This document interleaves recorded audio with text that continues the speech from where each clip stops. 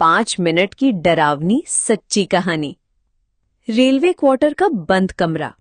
ये कहानी मुंबई के पास एक पुरानी रेलवे कॉलोनी की बताई जाती है। कहते हैं कि ये घटना सच में हुई थी। करीब 15 साल पहले रेलवे में काम करने वाले एक कर्मचारी सुरेश अपने परिवार के साथ नए क्वार्टर में रहने आए। क्वार्टर बहुत पुराना था, लेकिन किराया कम होने की वजह से उन्होंने वही घर ले लिया। घर में सब ठीक था, बस एक कमरा हमेशा बंद रहता था। पड़ोसियों ने सुरेश को चेतावनी दी थी, उस कमरे को रात में मत खोलना, लेकिन सुरेश इन बातों पर विश्वास नहीं करते थे। एक रात उनकी पत्नी और बच्चे गांव गए हुए थे। सुरेश घर में अकेले थे।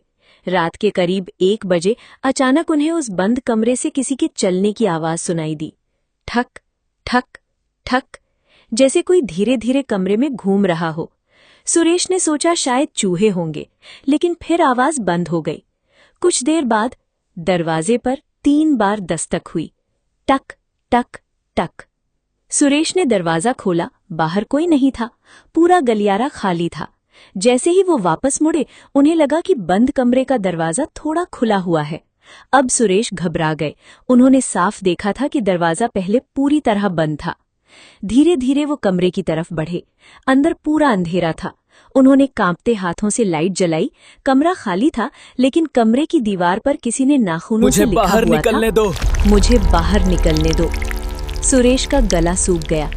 अचानक उनके पीछे से किसी के सांस लेने की आवाज आई, बहुत ठंडी, बहुत धीमी।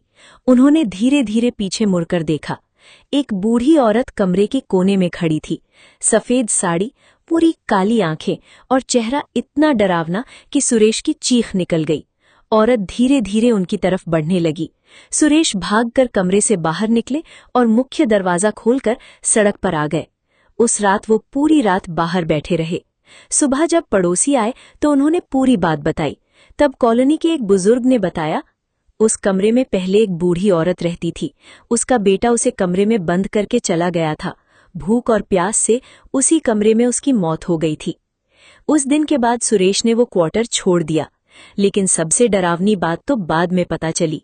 जब नए लोग उस घर में रहने आए, उन्होंने भी रात में उसी कमरे से आवाज सुनी, टक टक टक, और दीवार पर फिर वही शब्द उभर आए, मुझे बाहर निकलने दो।